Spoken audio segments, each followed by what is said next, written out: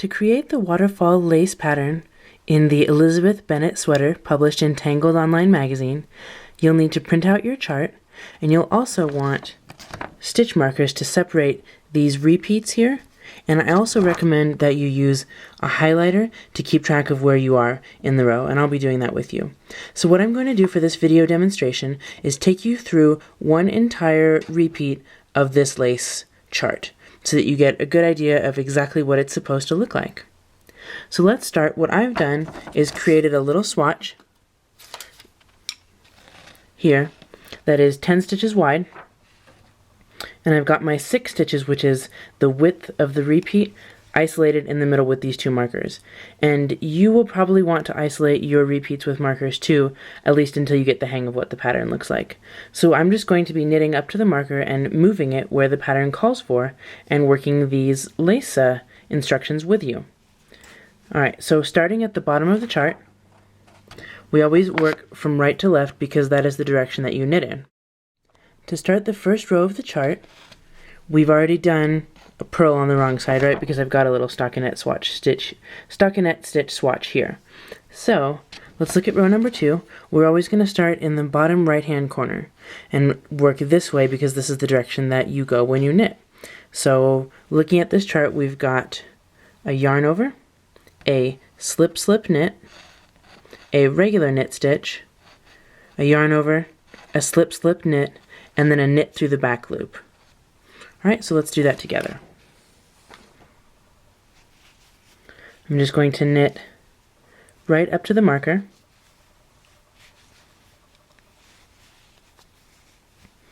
and move the marker to the right hand needle. Then we'll begin the chart. Yarn over, slip slip knit looks like this, slip knit wise, and then we knit those 2 together like that. And by the way, you can learn more about all these abbreviations and have your own video knitting dictionary if you go to knitfreedom.com/dictionary. You can have a little dictionary with all of these abbreviations demonstrated. Alright, so we've got a yarn over, slip slip knit, which you can see leans to the left like that. Then we'll do a regular knit stitch. Again, a yarn over, slip slip knit.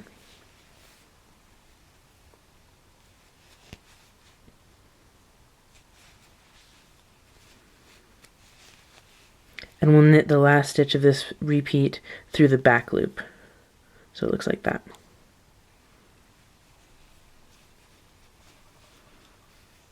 Pass the marker over, and you will continue. You'll be doing the same thing all the way around the sweater.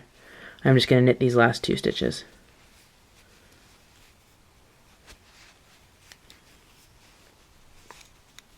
Depending on whether you're working flat, as for the sleeves, or in the round, as for the body and the beginning of the sweater, you'll be either turning around and purling, or continuing around and doing one plain knit row.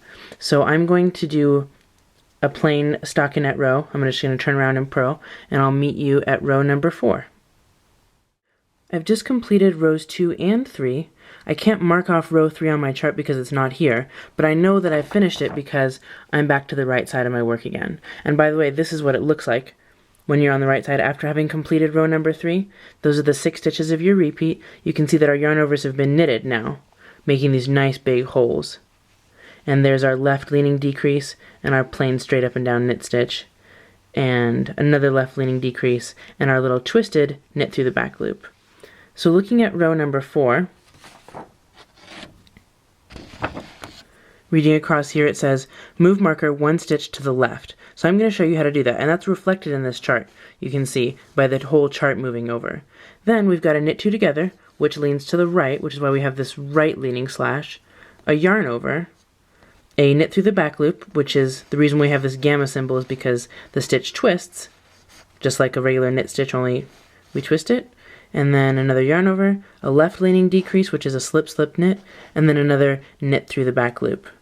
So let's see, and I like to abbreviate this in my head as I go, like right, yarn over, back, yarn over, left, back, so that I don't have to keep looking at the chart. So let's go and move our marker 1 stitch to the left. The way that we're going to do that is just knit up to the marker.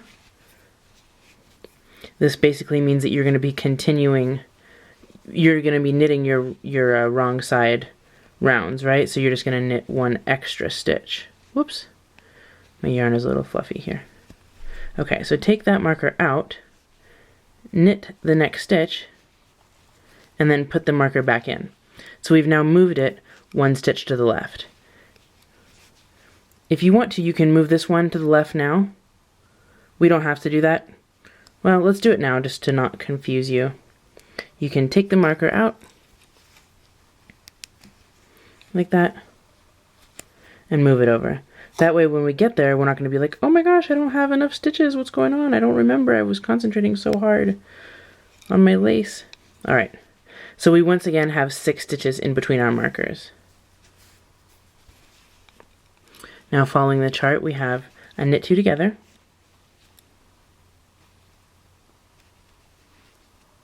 just like that, go into both stitches at once, knit them together, a yarn over, a knit through the back loop, there it is,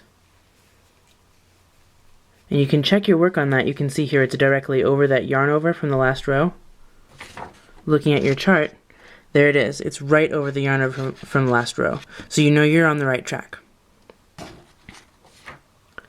Alright, another yarn over, then a slip, slip, knit, there we go, slip, and a slip, and knit, and lastly another knit through the back loop. There we go, and our marker's in the right spot. Pass it over, and we've got one stitch on the side here. Okay, taking another look at your chart, just want to show you, see how it says stitches per repeat?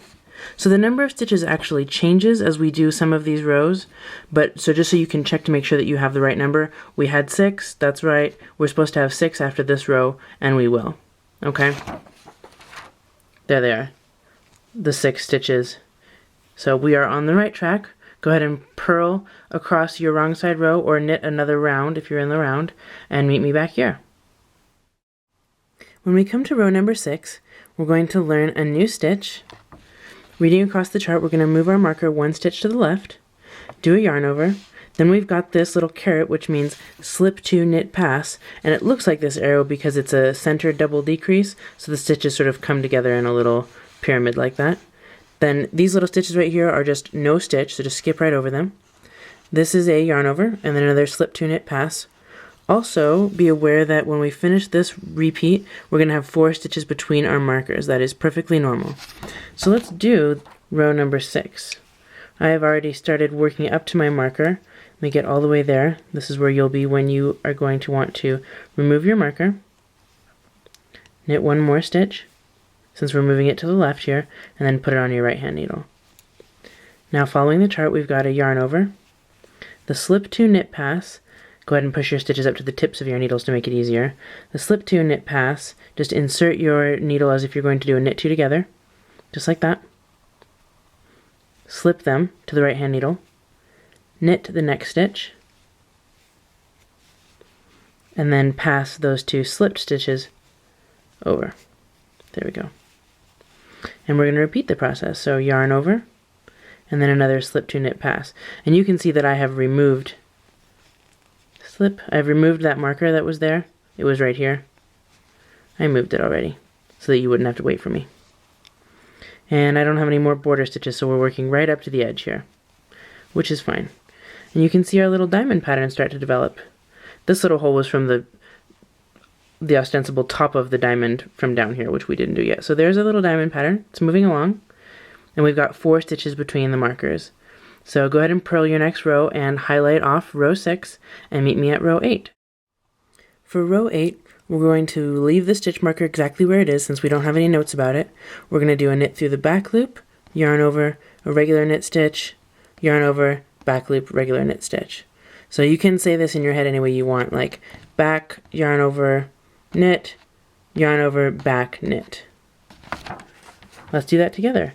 I'll work right up to the marker, and then we'll start the chart together.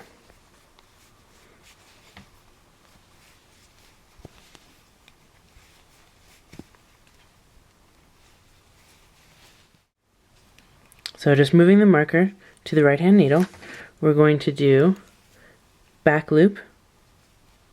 There it is.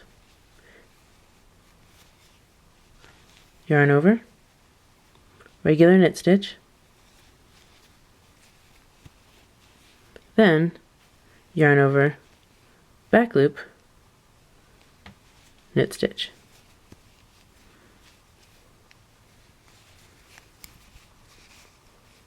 Alright, that's what it should look like after row 8.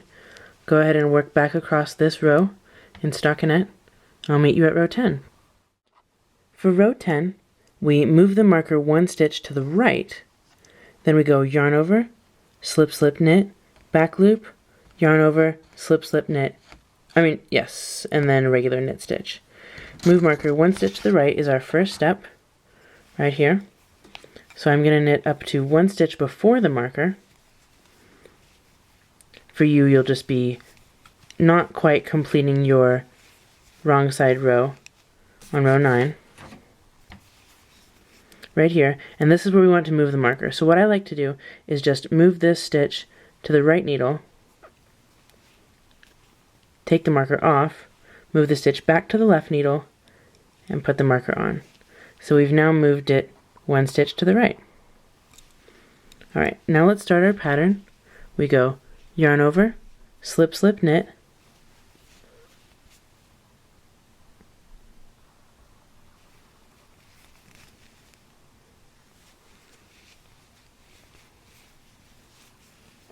knit through the back loop, right under there, yarn over, slip, slip, knit, oops, and then a regular knit stitch. And we're done with our repeat. We've done those 6 stitches. There they are. So I'm going to go ahead and put my marker back in.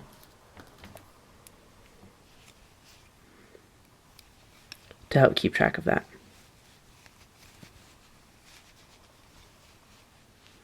And there's our first fully formed diamond, and when you block your sweater or your swatch, if you're just practicing along with me, you're going to have a big old diamond and it's going to look gorgeous.